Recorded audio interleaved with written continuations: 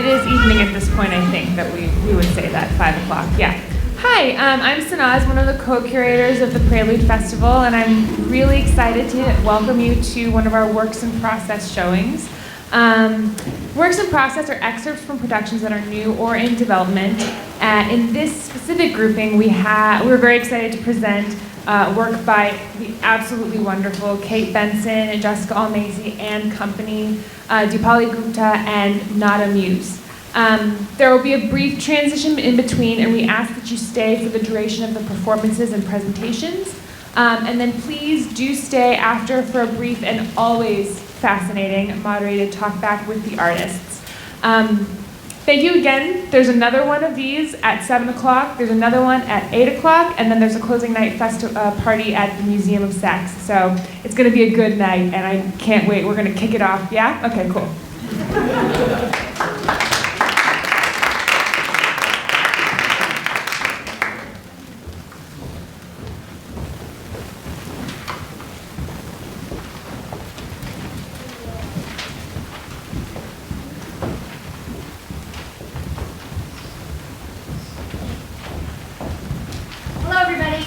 I'm Jessica Almasy. I'm directing the play, and we've assembled this group of actors, but we're not going to cast them. So you're going to cast them, and we're going to leave it up to chance. So you're going to draw a number out of a bucket. You're going to announce that number out loud to the room. I'm going to tell that person who they're playing, and then they're going to do the play. Nobody on stage right now knows what role they're about to play. Okay. So would you pick a number, please? Don't open it yet. So yes, one. Okay, so this is who's going to play the driver. Could you read the number? The number is, where are we? 3. Great. Great.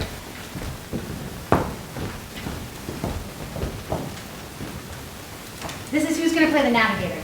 Number 1. Anybody want to pick? Volunteers? This is who's going to play still asleep. 6. Great. Anybody else? 5. Thank you. This is who's going to play now awake. 8. Thank you. This is who's going to play right.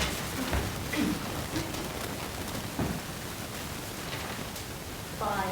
Thank you. This is who's going to play straight. 2. Great. Anybody else? Yes, thank you. This is who's going to play left. And would someone read the last number? Great, thank you. 7. That's right. That's who's going to play percent. Spoiled the surprise. Thank you.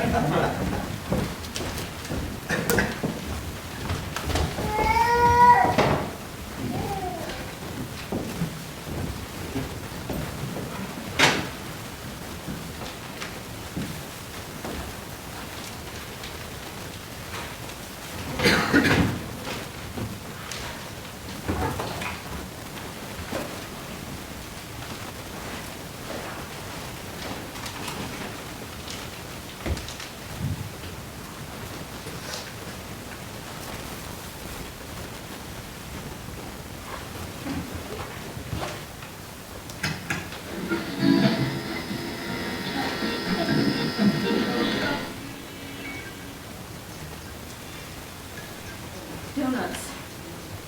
The universal road trip and let you can eat it. And then there's lumps, lumpy lumps of fried no thank you. This was the year 2000. Rare to find a wheat allergy then. Not now, but then. Everybody ate donuts before. Remember? Where the fuck were you? These, you want one? No. I'll take one. Next time I wanna, can I drive tomorrow? No. band starts, and they are on the move.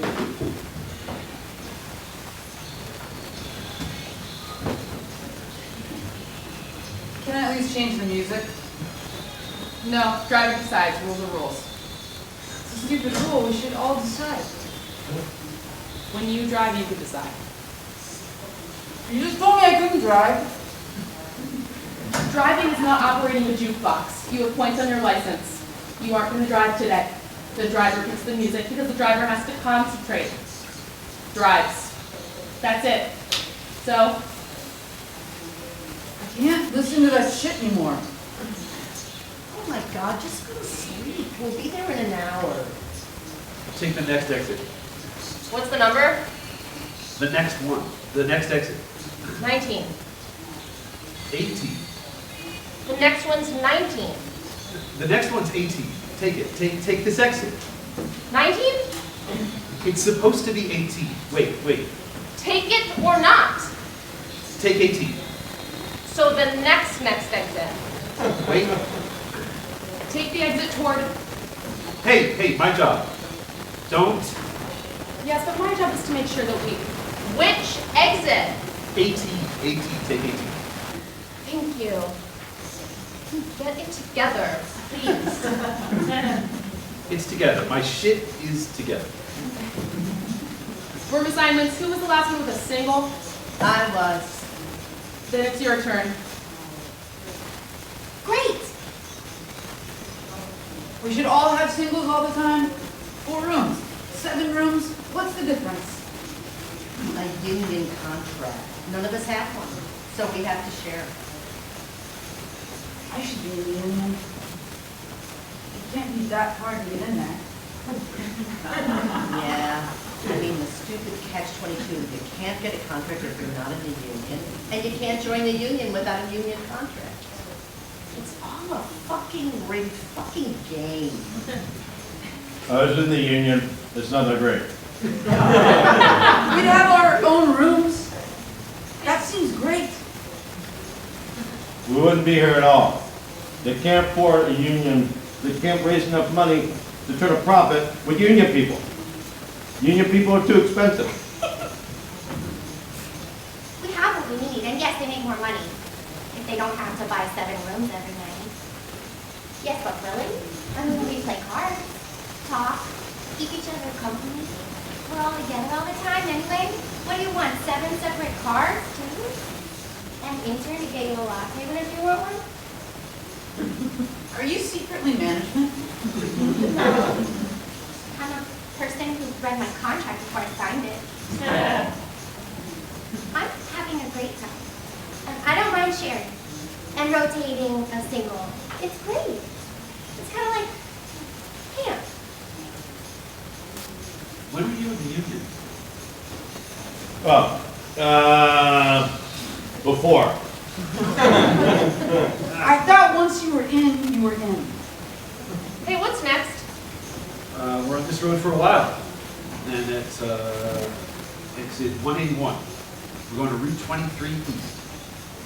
What happened? Did you get kicked out? How can a person get kicked out? Well, you have to pay your dues, following rules. I wanted to do some other stuff. So.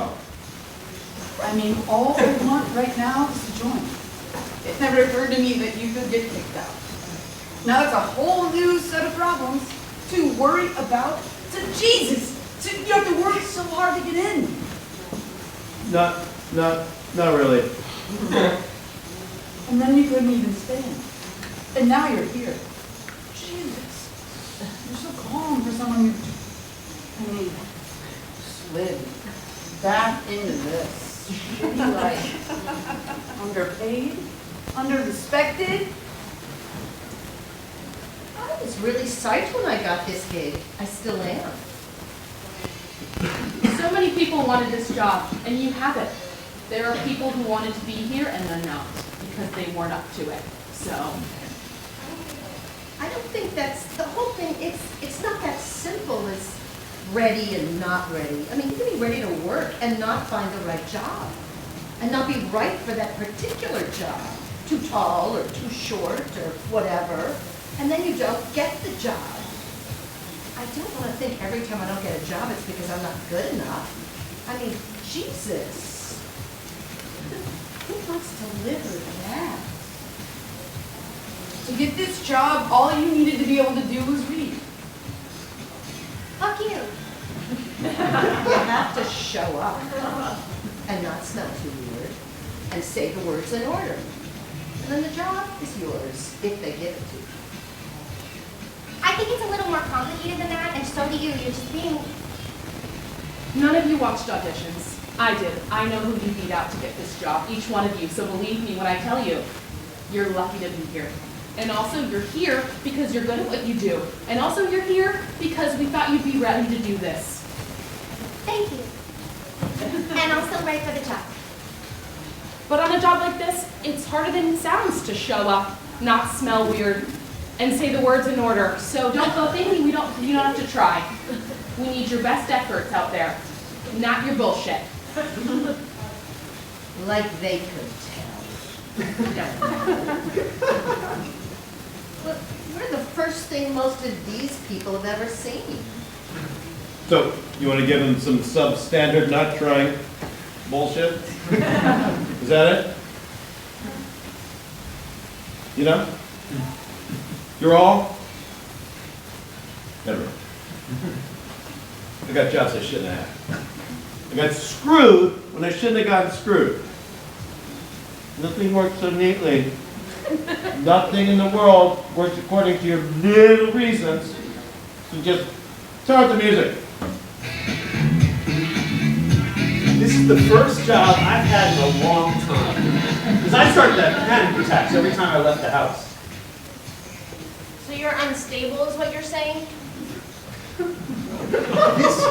That's some super duper stigma bullshit. Have you ever had a panic attack? No. Because I'm tough. No, just lucky. I don't let shit get me down. You have to take care of your own head. A panic attack is not punishment for not taking care of. You're such a.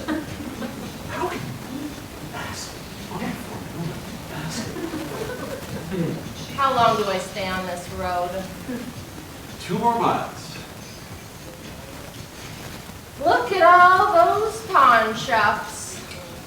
People fucked up, fucking up, finding themselves in emergencies, selling that stun gun.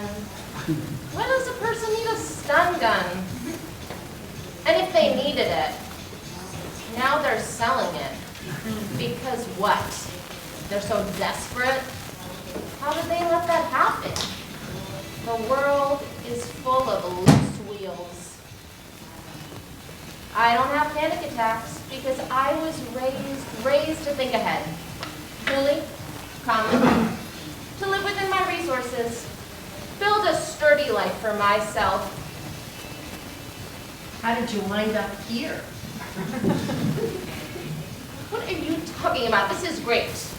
The open road, adventure, join the circus, see the world. This is like a vacation.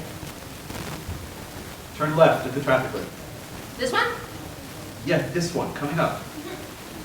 And I can treat it like a vacation because I worked my ass off and salted away a bunch of money so that when I needed to get out of town, I got myself this job. And here I am, out of town, paid vacation. No crisis waiting for me around the corner. The van turns left.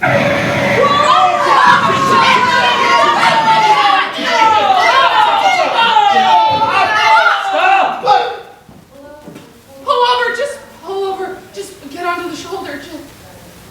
I know, I got it. The van comes to stillness.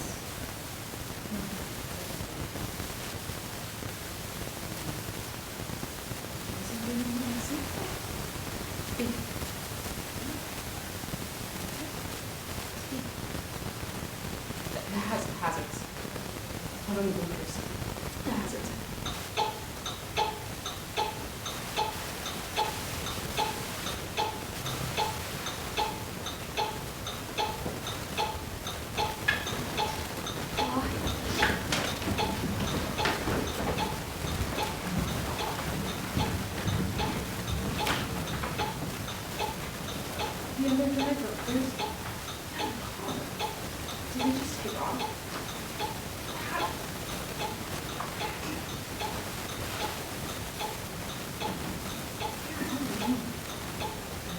about 15 miles, I think, away. 15 miles, I think. I have to pee. I'll be right back. A bladder the size of a walnut. It's all the coffee. It's panic pee, anxiety pee, panic pee, definitely panic pee. Someone's peeing in the woods. So many people right now peeing in the woods.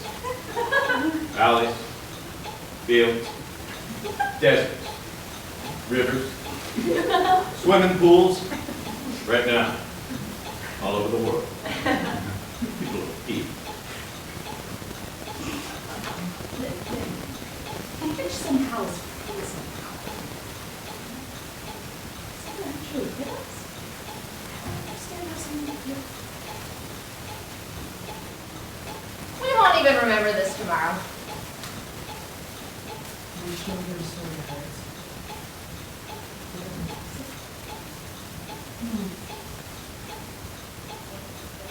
Okay, get in the car. What about, just get back in the van, let's go. Everyone except Left gets back in the van. Everyone buckle up. Are you okay to drive? I'm fine. Cool, calm, collected. See? Hold on. You were just gonna leave me there. Keep up. Fuck you. The van continues on its way. No harm, no foul. You're here. So, we waited.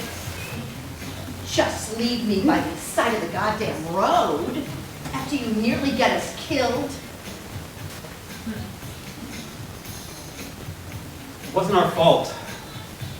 That person, whoever it was, smashed us, or clipped us, or... I still don't understand what happened. Are you sure it wasn't a deer? Yes. It wasn't a deer. Deer don't leap into the sides of cars. I don't know what deers do. I'm a city person. We don't have deers in the city. The deer are taking over. They don't care about city, not city. That's just a stupid human idea about where is better. Deer like places with food. There are no deer in the city. I've never seen a deer in the city. Doesn't mean they're not there. Keep going on this road for 2 miles or so. Thanks. Just because you don't see deer doesn't mean they're not there. Actually, yes, that's exactly what that means. If I don't see deer, then there aren't any deer. Unless you're performing some sort of deer blindness. You think you know everything that goes on, but you don't. No one does. But you really don't. Does anyone have a tweezer? The world is full of hiding places, and deer are good at hiding. I like that idea. Deer hiding all over the city. I can see one of my eyebrows hairs if I squint. I really need a tweezer. Don't squint. When's the next turn? Coming up, right here. Turn left. Right or left? Left, turn left. Like I said, turn left right here. Left. Can't you just say now, turn left now? Look, just now. Turn right. Turn right now. Turning right. And then we're looking for Old Mill Road. 4952 Old Mill Road. This is 154 Old Mill Road, so guess we still have this for a while. Are you sure it isn't a typo, the address? Like, We're looking for the minaret. No, the minuet on Old Mill Road. It'll probably be like one of those old movie theaters, like the Odeon, like 2 towns ago. Really? Oh, great. I love an old theater. The Odeon had mice. A mouse ran across my foot when I was getting dressed. All theaters have mice. Theaters are mouse, like mouse heaven. Well, then they'd be dead if it was not steady.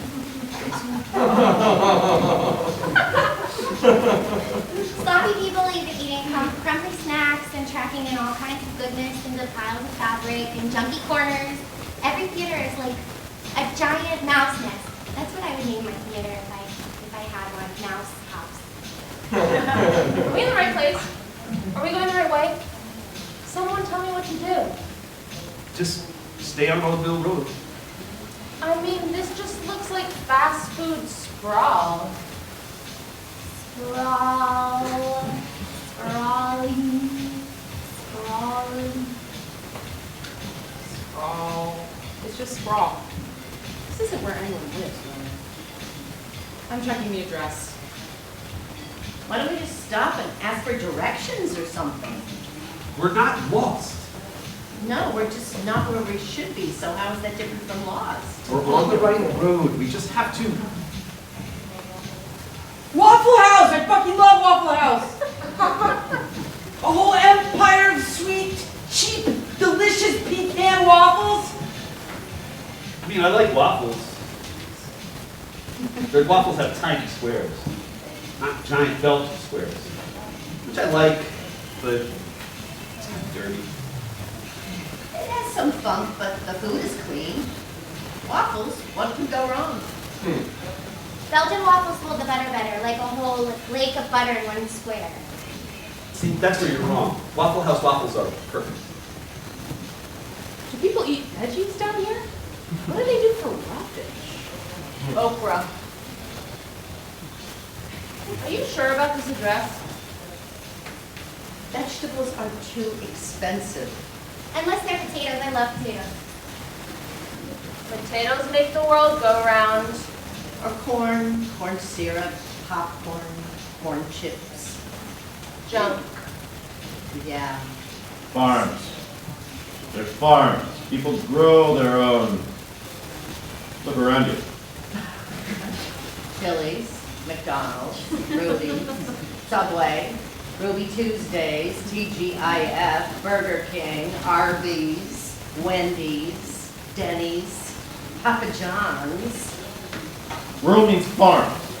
What you can see from the road is nothing.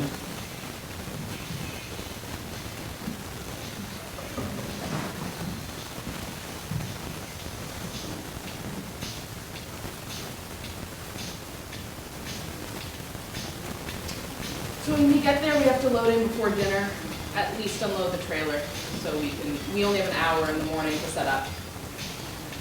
All I want is to sleep. So sleep. Not sitting up, laying down, under the covers, listening to the music that I like. Not this stupid bullshit. You drive, you pick the music. Fine, I'll drive. I'm the driver. This is bullshit. Getting close. 3,000 whatever was the last address. Shakespeare country. Cows, strip malls, pawn shops. These people want some Shakespeare. What's the name of the place? The presenters are feeding us.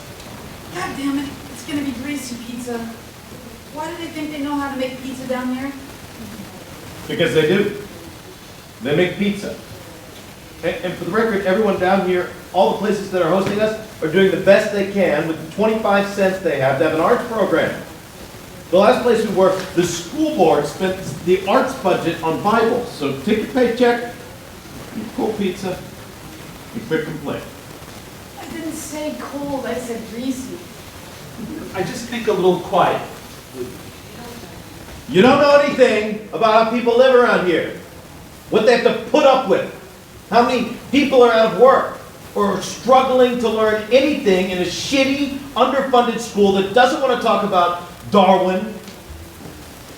You don't know anything about struggle or poverty or what it's like to not be able to buy fancy cheese. You never lived anywhere that didn't have fancy cheese. And bookstores and art museums. You take every advantage you have for granted and then look down your goddamn nose at anyone that lives in a place that couldn't provide. With those people who live in those places, They're fucking heroes. We're just surviving one more day. And the 20 of them got together and formed an arts council in a field in a county in the middle of this, and hired you to come down here and get paid to dress up and put on a play is a fucking miracle. So shut up about your greasy pizza problems and be a human being.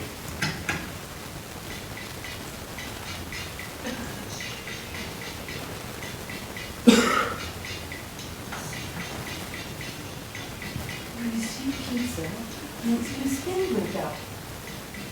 That's all it was. Trying to say.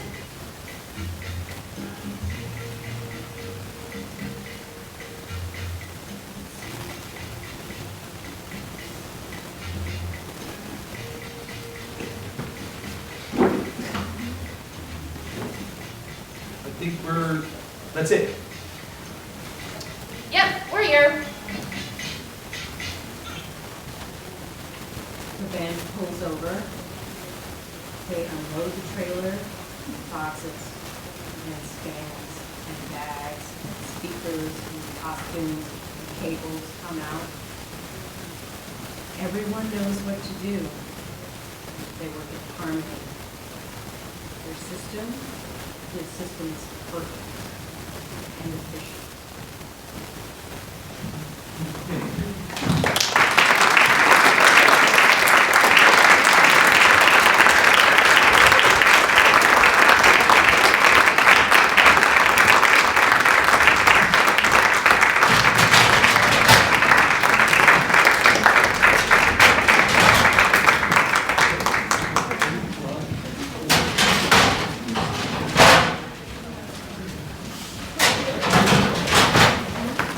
Should I gather up the headphones? Yes.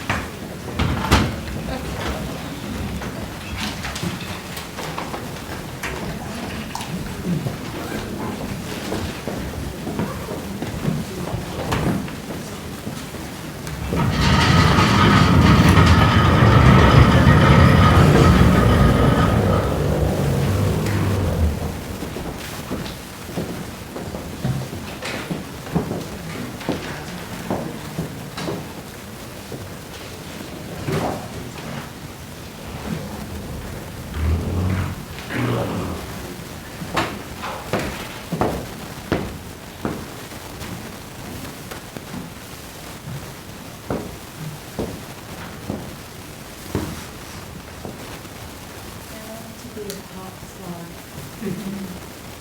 Don't let me. I'll die.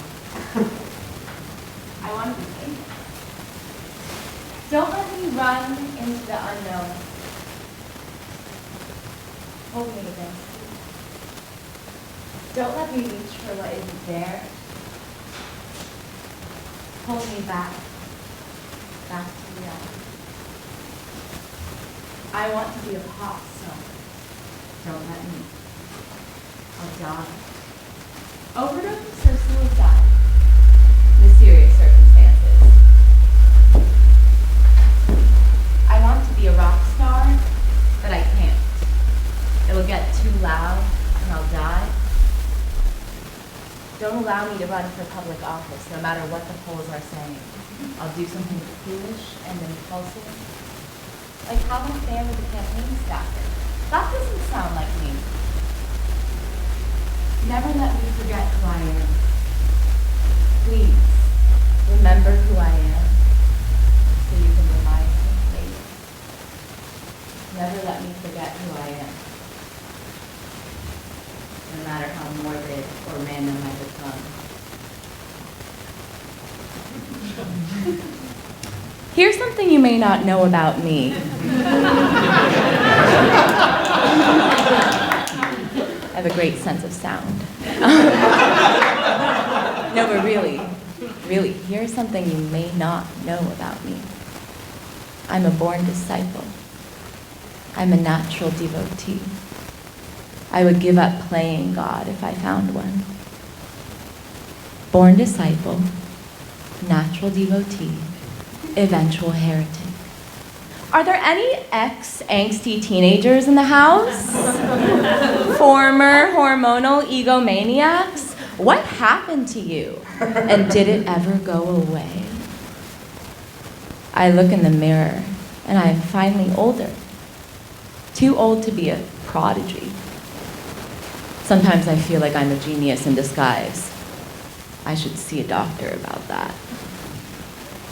I look in the mirror and I miss my own face, my old face, the face I used to see. Am I being weird? Am I being weirder than normal? Content warning. I look in the mirror. Do you feel like you know who you are? You asked me. I told you.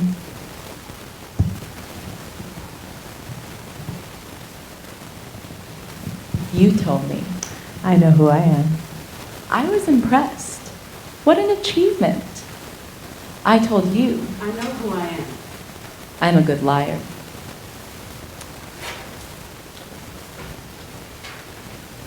You told me you don't trust actors. I'm an actor. You're different. Yes, I'm different. I decided to become different. For you. Yeah. You. You know who you are. Don't worry, they won't. I redacted your name. In January 2017, I sent name redacted an email with an attachment. Subject line, hey, name redacted, it's Deepali. Body of the email. I hope you had a good trip down to DC. / I'm glad we got to see each other last night. / I'm glad we met. This is maybe a strange song to send to you, but that's also kind of why I'm sending it. It's definitely about sex, but also God. If you investigate me, you should know there is melancholy in my lyrics. You might find more songs about sex, and it's actually all about Emily Dickinson. Looking forward to your work. D. The attachment was a song.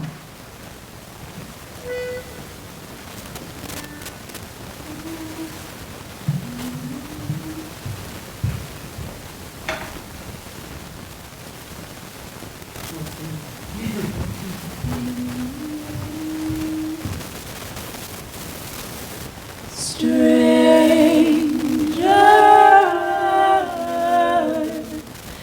in my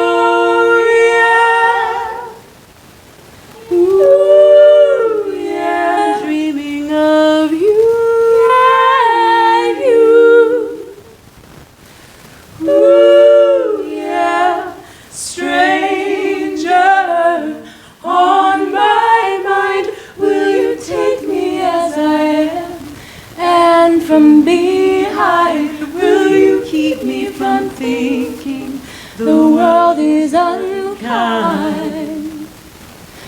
Will you save me from being unfairly defined? Stranger, stranger, eyes, if you roll me insane, would you recognize me through my pain? Stranger, you,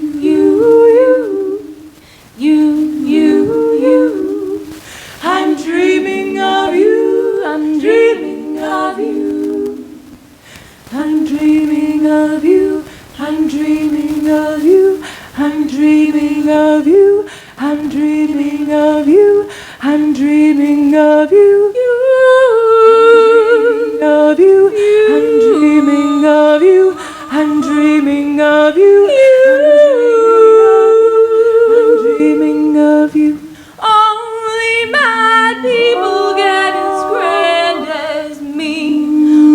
Only sad people understand like me. All the people I love, they don't get me. They don't get me. Not like you, not like you. Maybe, maybe. Only losers know the longest day. Only pain choosers know the price they pay. I'm a self-abuser, baby, baby, but I won't stay that way. Stranger, strip me of my right to choose. Strip me of my right to choose. Rip up my prescription. Everybody knows who I'm talking about. Take away my life to live as I please. Make me like your wife and bring me to my knees. I'm a thing, I'm a tease, I'm a thing, I'm a tease. If you want to debase or erase me, I'll be like, no, then you'll be like, whoa, then I'll be like, okay. If you say so, if you say so, no, no, no, no, no, no, no, no, no, no, no, no, no, no, no, no, I'll pray every day. Stranger, up above, would you stop a girl like me from telling the truth? Would you keep a girl like me from singing out loud? Would you stop a girl like me from falling in love when love's the only thing I'm dreaming of?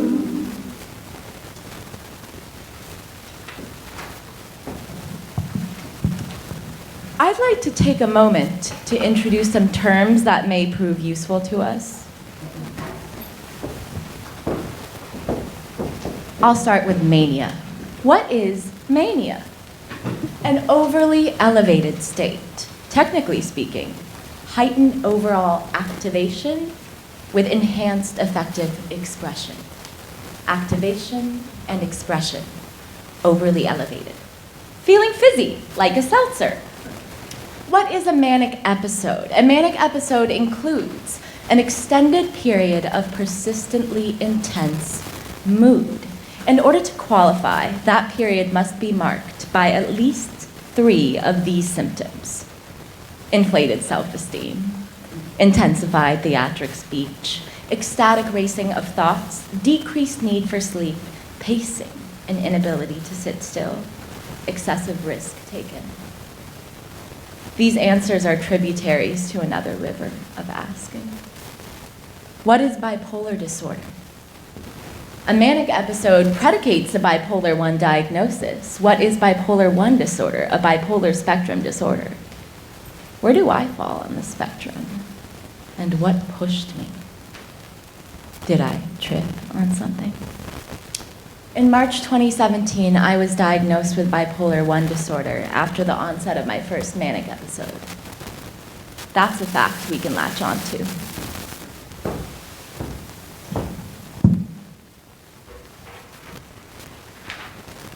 When you imagine your suicide, and if you've never imagined your suicide, congratulations. Anyway, when the rest of you imagine your suicide, what does it look like? How does it happen?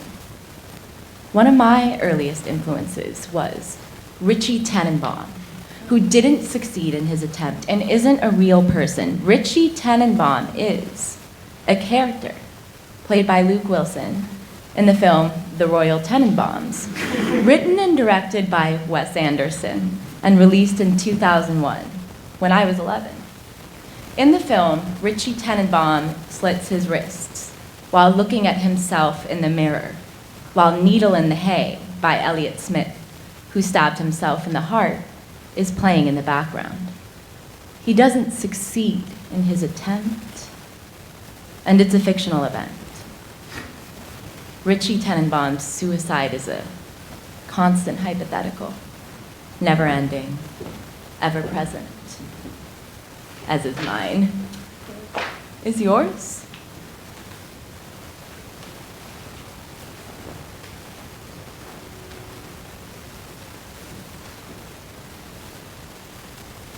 Make me a morbid fantasy that washes over me on the train. Sing me some old lonely song of hopes and plans gone wrong and turn to pain.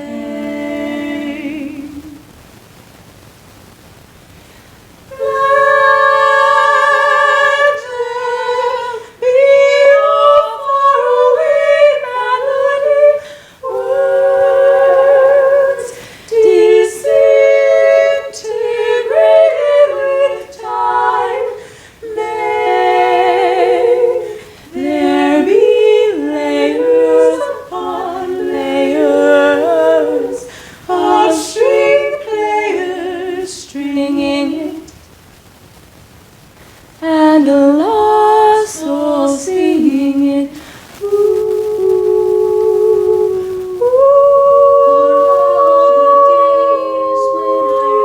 overthink me.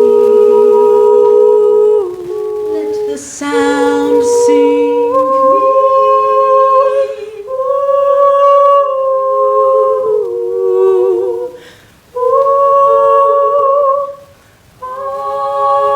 for all the ways in which I can't defend me. Let the sound end me. Oh, I love you, I love you, I love you, I know that I love you, world. I love you, I love you, I love you, I love you, world. I love you. I love you. And I know there'll be a halo hanging around me if I go.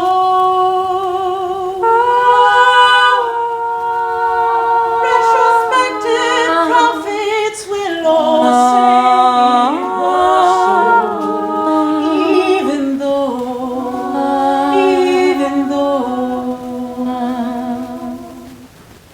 I didn't try. Ooh.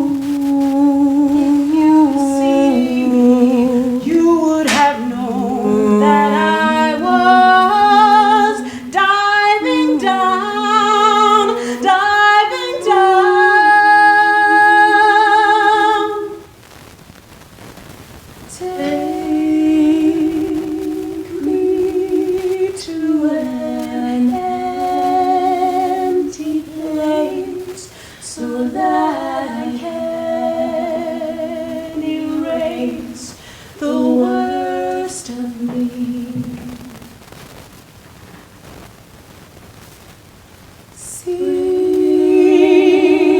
me somewhere so unreal, so I can finally feel.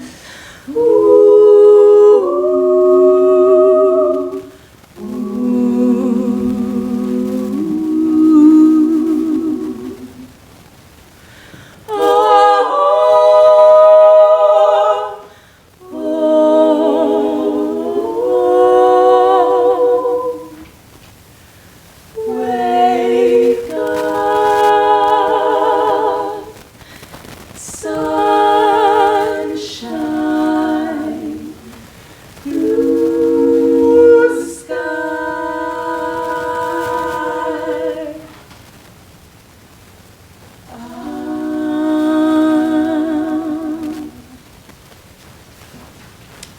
Are there any manic pixie dream girls here? Is it something you grow out of? Content warning. Come visit. Iowa is so boring. If you summon me, I will arrive. I'll cast a spell. Smiley face. I was never hungry until my stomach forgot what hunger felt like. A tiny woman called me tiny and pinched my tiny waist. I wore black lipstick to therapy. I wore eyeliner to the gynecologist. I enjoyed being terrifying on stage and off. It was like I was under a spell. I wrote little poems for Instagram and posted a lot on Facebook. Who else feels like a walking archive? A talking library? A stalking machine? What is the relationship between personal transformation and revenge? Instagram. If I had a child, I would tell them I wouldn't depend on me. If I had a child, I would warn them in the morning, I'm temporary.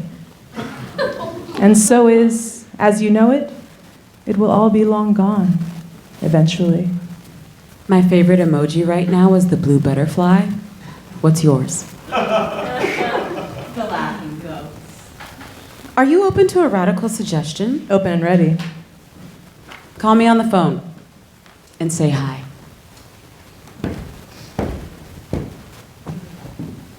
In November 2016, I watched the election on a projector in a basement. In December, I quit smoking. I met Name Redacted in January 2017. In February, I went to visit Name Redacted in Iowa. I returned in March. April. I don't know what happened in May 2017, June, July, August. In September 2017, I wondered privately whether recovery was an option. October, November, December, January, February. In March 2018, I turned 28 on the 28th. It was my golden birthday. In September 2018, my therapist said I seemed good. I agreed. I wrote these words in September 2019. As of October 2019, my public position on this matter is that I am doing well and am a credit to my disorder.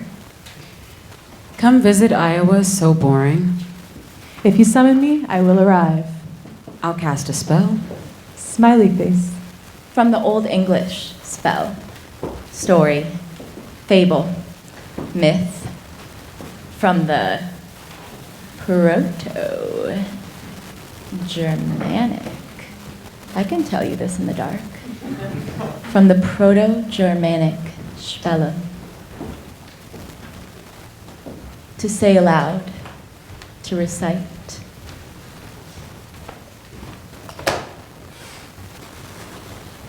I am already in love with you, and I will change my life for you, and I will change where I live for you,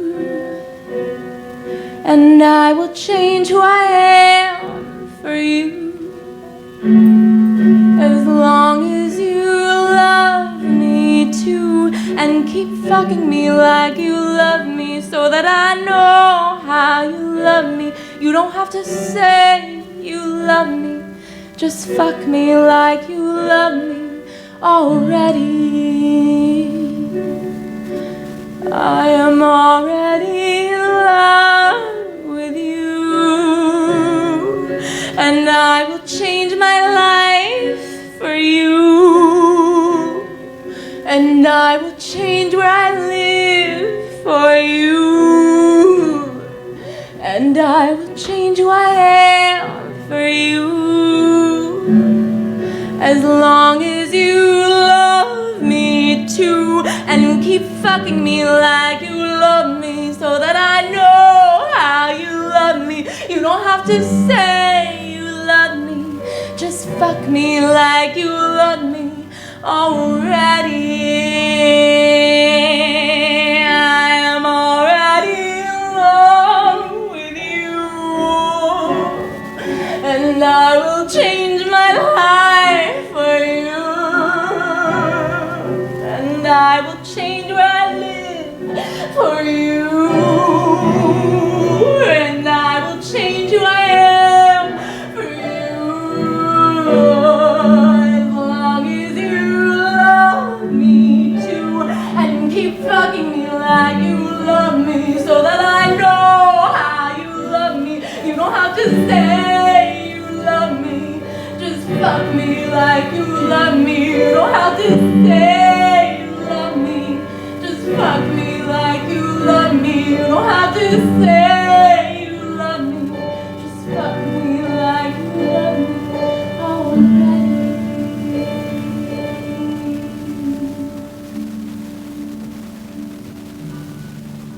Content warning. I look in the mirror.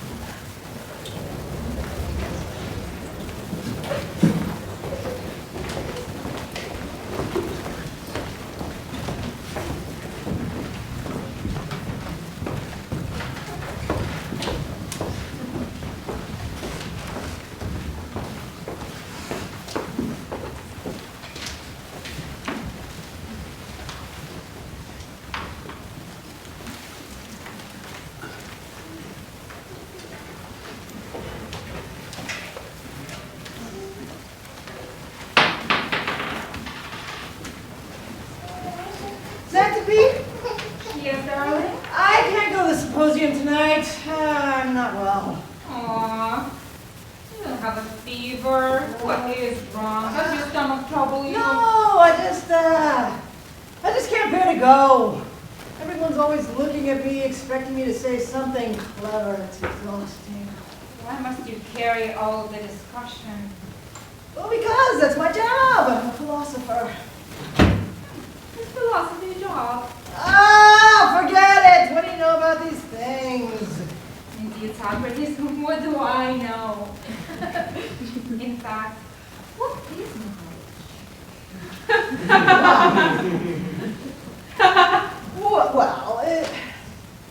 Well, what do you think? Honestly, darling,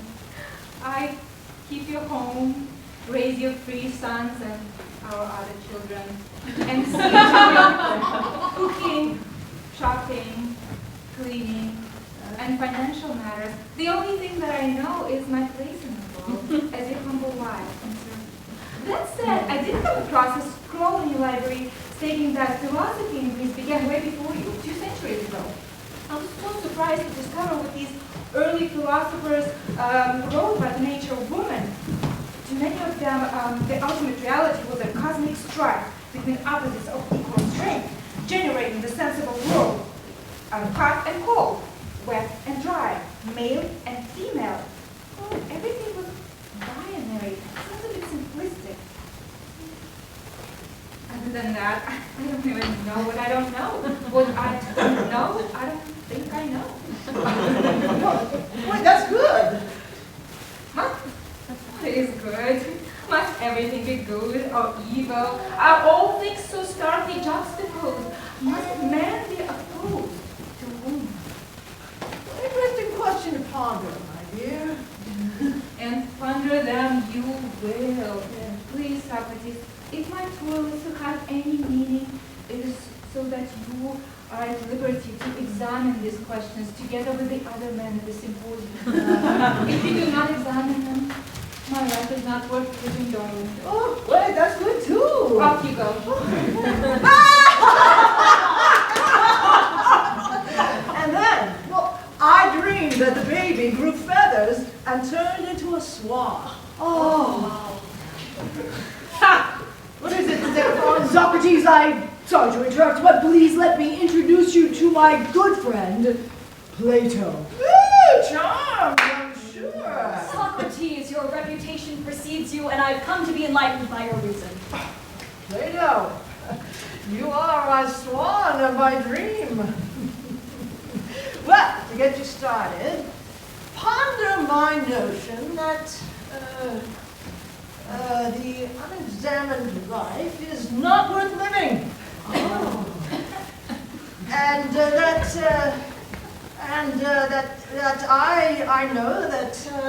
I know that I know nothing.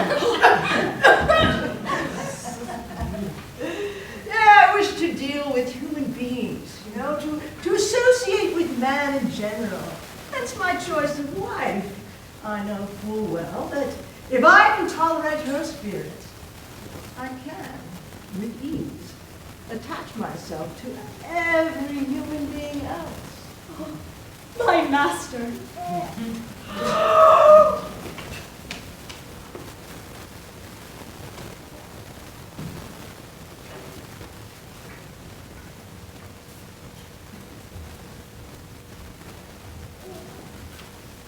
ABC of philosophy.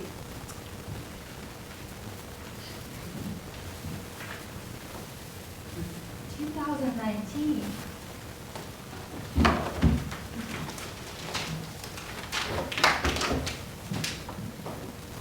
Plato founded his own academy in 387 BC, permitting women to study with men. What? Some women rose high in the academy ranks and even dressed like the men. Plato and the other directors of the academy were mocked for opening their doors to women, but they insisted that women could be anything men could be, including philosophers. Though with one caveat, women would never be as good as men. There is no special faculty of administration in the state which a woman has because she is a woman, or which a man has by virtue of his sex. But the gifts of nature are alike diffused in both. All the pursuits of men are the pursuits of women also. But in all of them, a woman is inferior to a man. In 367 BC, a 17-year-old orphan boy with slender calves, small eyes, and a love of clothes and rings enrolled in Plato's academy. His name was Aristotle. He eventually left the academy and married a high-born embryologist whose name was Pythias. A name derived from the smell of rotted flesh from a python that Apollo slayed. So, Aristotle and Pythias traveled to Lesbos, an island rich in marine and plant life. Here, Aristotle combed the beach collecting specimens for his taxonomy. He believed that every living thing had a purpose, a way of being that best fulfilled its nature. And the only way to study its purpose was to begin with its biology.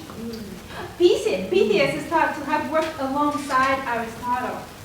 She picked the beautiful creatures, belly-totted child, warm Mediterranean sun on her back, sand on her calves, a bag of octopus, and crab on her shoulder. Aristotle concluded and wrote from these surveys that the female is, as it were, a mutilated male, a degenerate. Wow. Aristotle saw women as irrational and passive, needing the guidance of men. The bloody clots of menses were further evidence of their passivity. The active sperm were needed to form a full human being. One sex needs the other in an asymmetrical dynamic that exists not for convenience or harmony's sake, but because it's natural. That's correct. Aristotle also held that some men were so weak in reason that they were fit to be slaves, and he had a number of slaves on his own estate. Sure did. What? And anyone who disagreed with his ideas, he argued, must not be thinking. And so were more like untrained boxers or children with lisps. He said, lazy people who needed to work harder.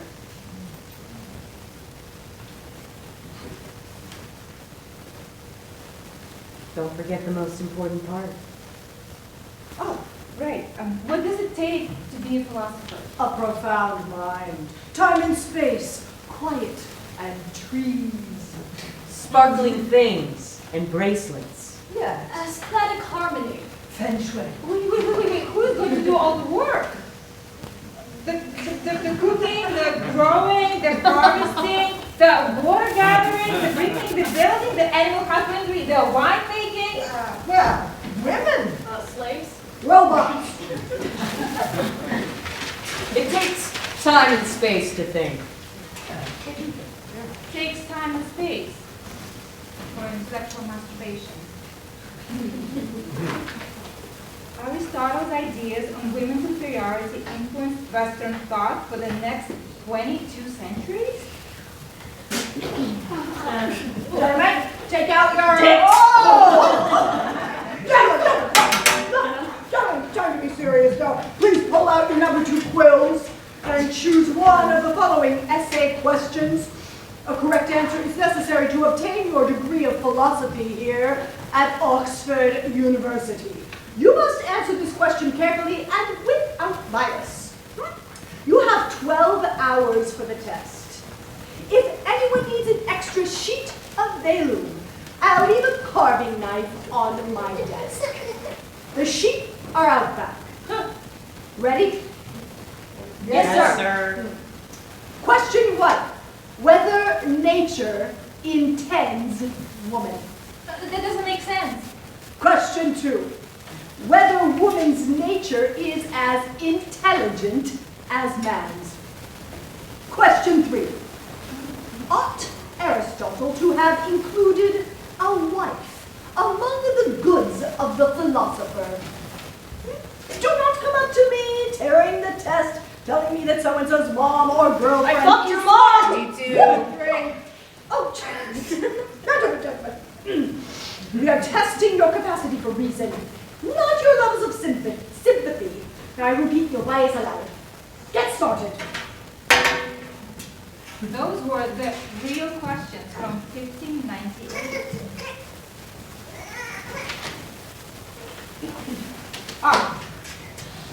Descartes says, Cogito ergo sum. I think, therefore I am. The mind and body are totally distinct. that means even if we assume that women's bodies are weak, it doesn't follow that their minds are too. In fact, they could be just as smart as men, which means they should attend universities, legislate laws, not to put words in your mouth. What do you say about women?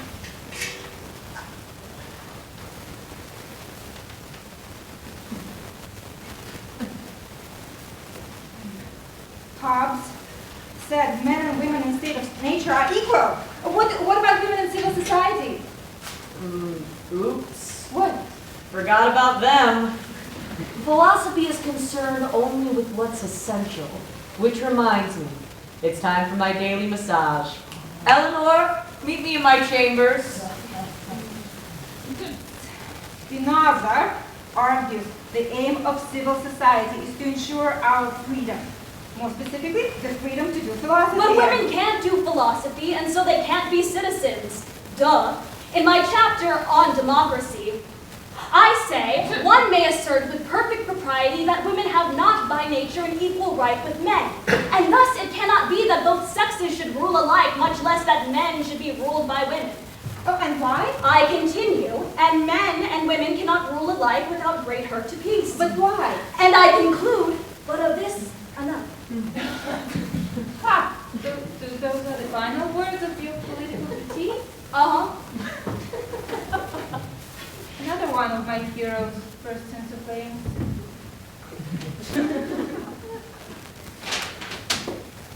Immanuel Kant,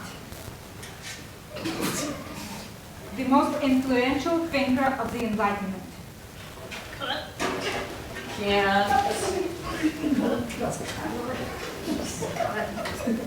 Immanuel Kant, who says, our minds can't but help see the world the way they do, and we can't be sure whether the way we see things is actually how they are. So, what is the way we can't help but see women, or rape on? Women's philosophy is not to reason, but to sense. Even if a woman excels in arduous learning and painstaking thinking, they will exterminate the merits of their sex. Man should become more perfect as a man, and the woman as a wife. Thanks, Kunti. Though I'm just woken from a long slumber. Can't know anything for certain. You? Yes, the epistemic uncertainty gives me an irrefutable idea. It's entirely rational for a man to fool around, but not a woman. You can't be certain who the father of the baby is. And as we all know, if a man isn't certain he's the father, then he won't care for the baby. And somebody has to care for the baby. And this is the best of all possible worlds, and women have it good. Women! I've often thought that women of elevated mind advance knowledge more properly than do men. Men, taken up by their affairs, often care no more than necessary about knowledge. Women, whose condition puts them above troublesome and laborious cares, are more detached and therefore more capable of contemplating the good and beautiful. Gradually, it has become clear to me what every great philosophy so far has been. A kind of involuntary and unconscious memoir. Also, that the moral or immoral intentions in every philosophy constituted the real germ of life from which the whole plant had grown. Nietzsche, that is actually so good. Women in general don't love any art. What's that? Are not knowledgeable in any and have no genius. Please stop. And that they are bad cooks who have delayed human development.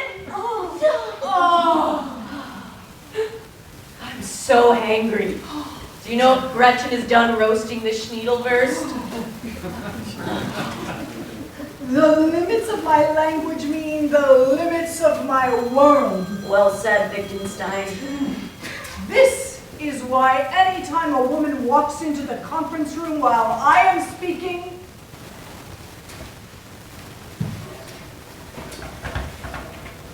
I am silent.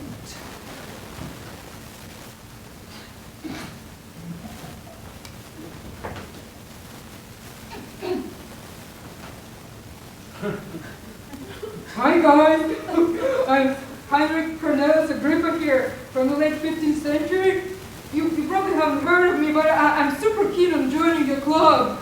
Maybe I could get an academic post, work towards tenure, that sort of thing.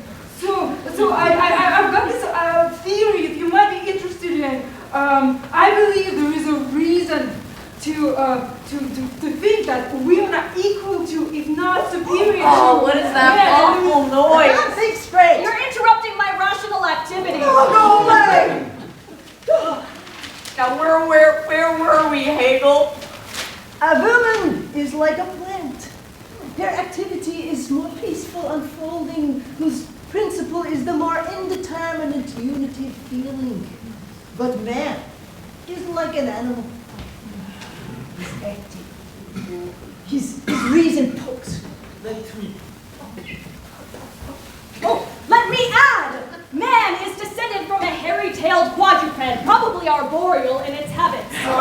Oh, but don't let that make you feel small, boys. All you need is a woman around to pump you up, because man is superior to woman. And whatever he takes up, whether that's deep thought, or reason, or imagination, or merely the use of the senses and hands. Oh, in my recent book, The Meaning of Disgust by Colin McGinn, I argue that the feeling of disgust stems from a fear of death.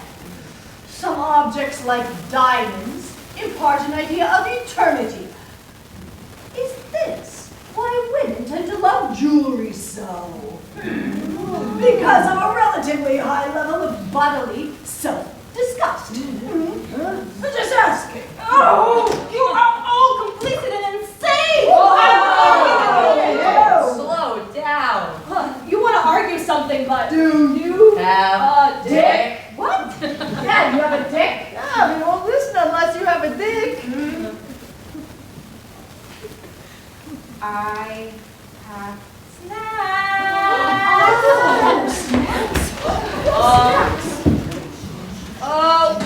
Women are but children of a larger growth. A man of sense only trifles with them, plays with them, humors and flatters them, as he does with a sprightly forward child. But he neither consults them about nor trusts them with serious matters.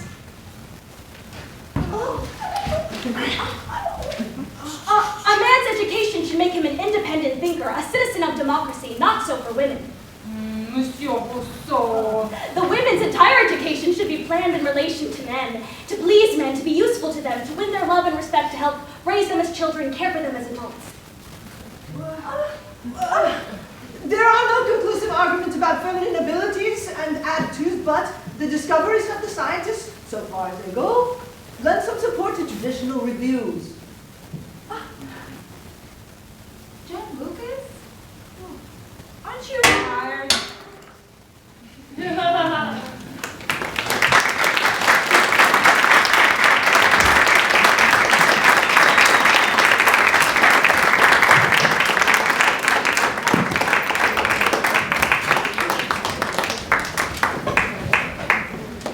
Hello.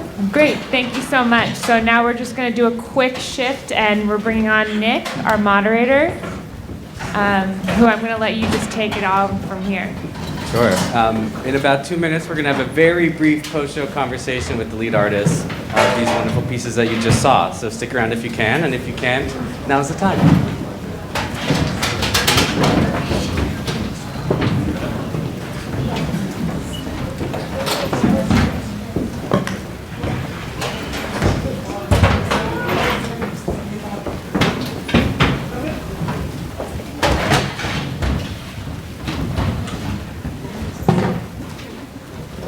It's on.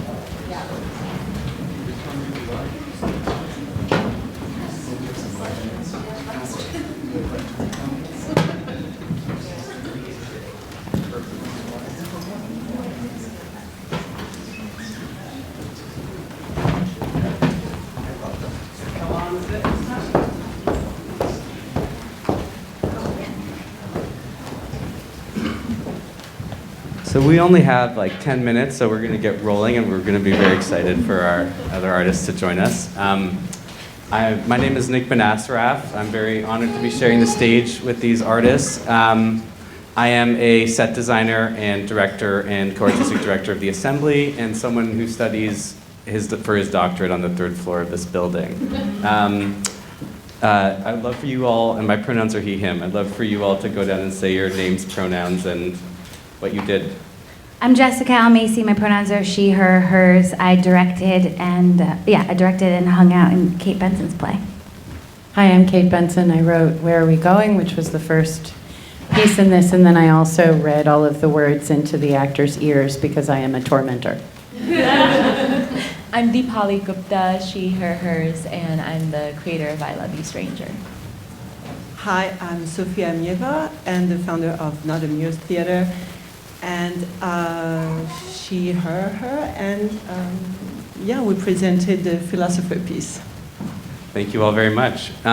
So I'd love to start by asking each of you where you are in the process, and then we can get into the details. So this is a play that we have done one developmental workshop in reading. We have some former castmates in the house, which is excellent. So we've heard the whole thing and worked on the whole thing for a week, and then we just worked on this little piece for the couple of weeks to get ready for this. And that's it. It's brand new. Mine has been in gestation for a few years in one form or another, and then for the past few months we've been developing it with Ars Nova and their Makers Lab. And before that, sort of the first draft was generated in the Civilians R&D group. So taking it from like sort of writers group to writers group, this was the first time that I brought other people into the making room with me.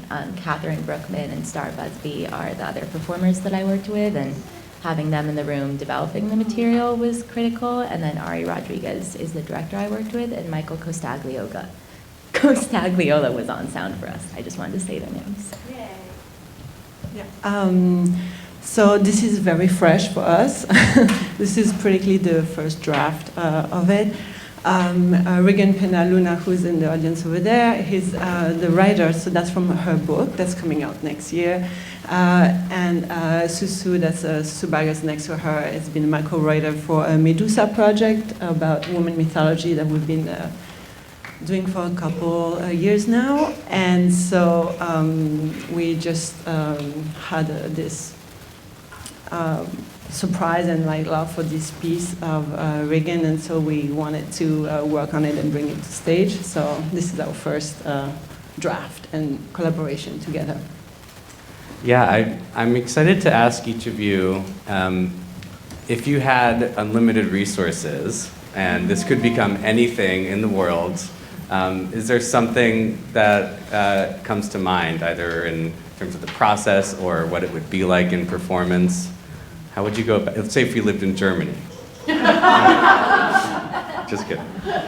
Yeah, but I hope you're doing that. Yes, jump in, please. Okay, so this play started as a secret hidden text of what it's like to live in a representative democracy.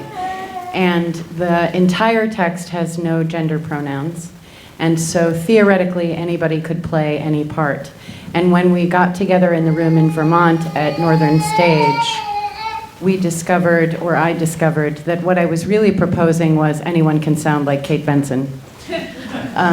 But I think that is still not a terrible exercise, so I hope people might disagree, but that's their right, because representative democracy. So what I would love is for 6 weeks, 8 hours a day, rigor, so that the actors could be supported in their efforts to really learn all 8 parts, so that they would have 8 lives in their minds, 8 Kate Bensons, that's a fun kaleidoscope, in their minds, and be able to perform any of the parts at any time. I don't know if that's possible, which is part of why it would be very exciting. I think it would require a lot of support. I also don't know, perhaps this was legible, most of the play, no, half of the play takes place in a passenger van, and the other half takes place in a Ramada Inn hotel room. And so I would love that to at least be able to contemplate whether we need the realism of that set, whether there should be a carcass of a passenger van that suddenly magically turns into a hotel room.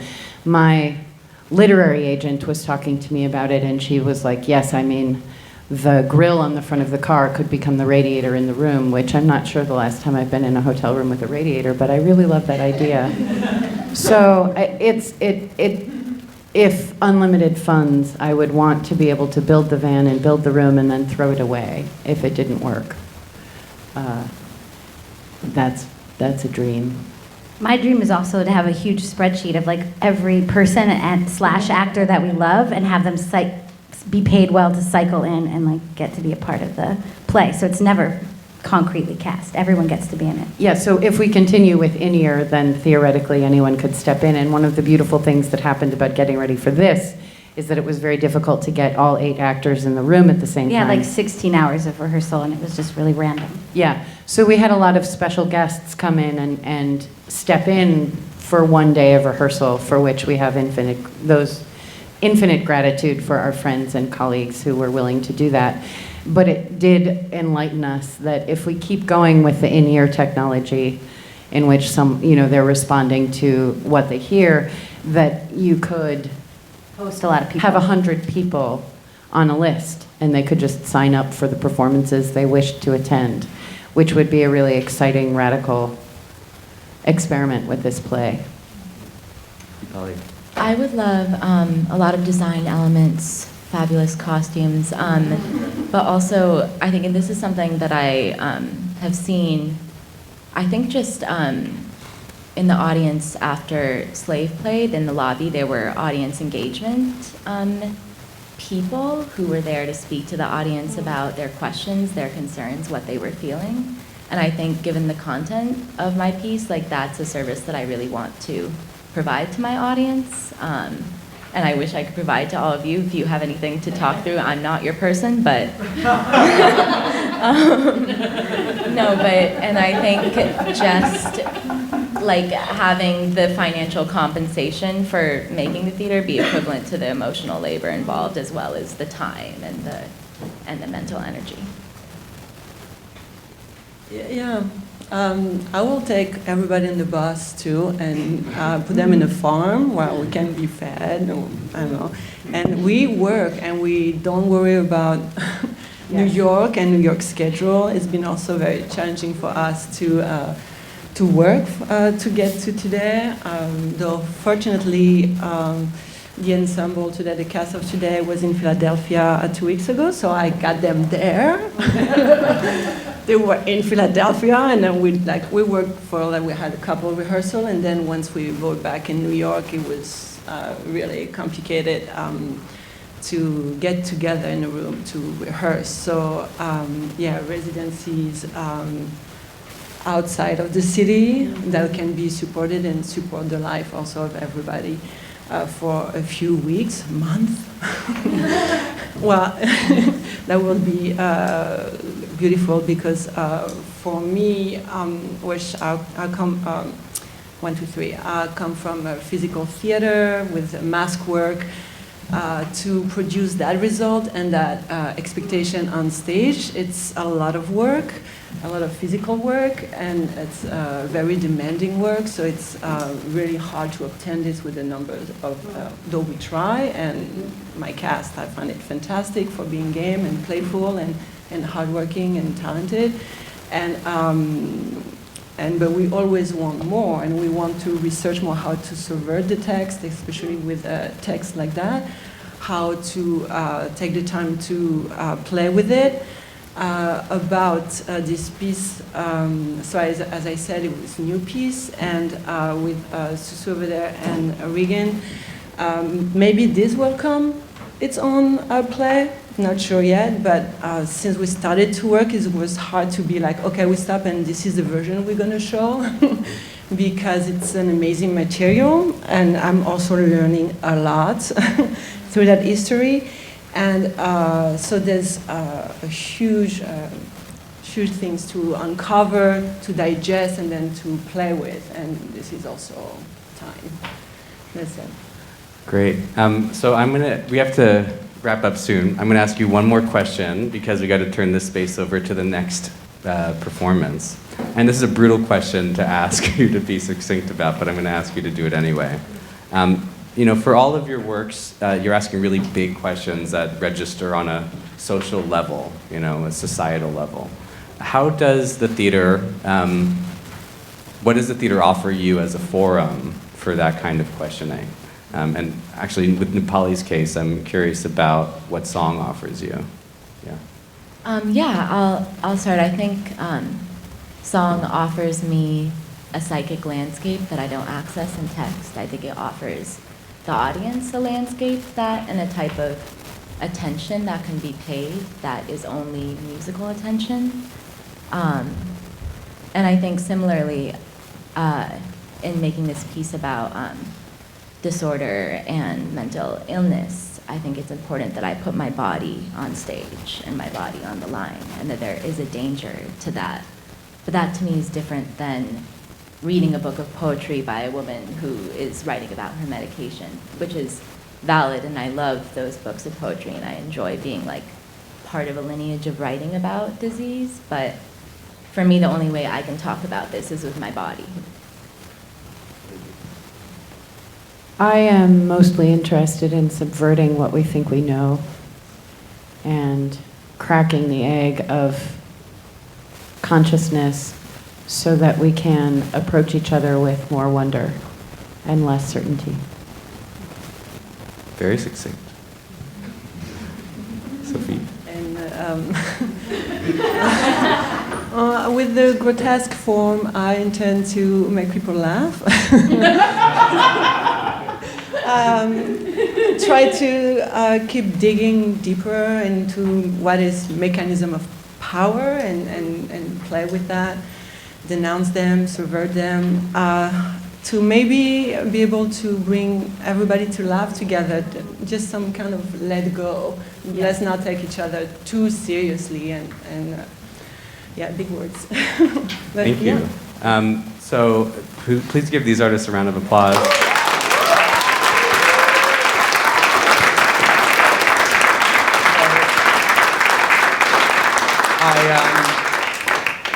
Thank you all for being here. I know that you can be silly and playful in the lobby, and that will be very appreciated, and catch up with all these artists. Or at the party at 10 p.m. There's another at 7 o'clock, but if we can just have everyone clear out before that, that would be wonderful. And there's a closing night party at the Museum of Sex at 10 p.m., y'all. Free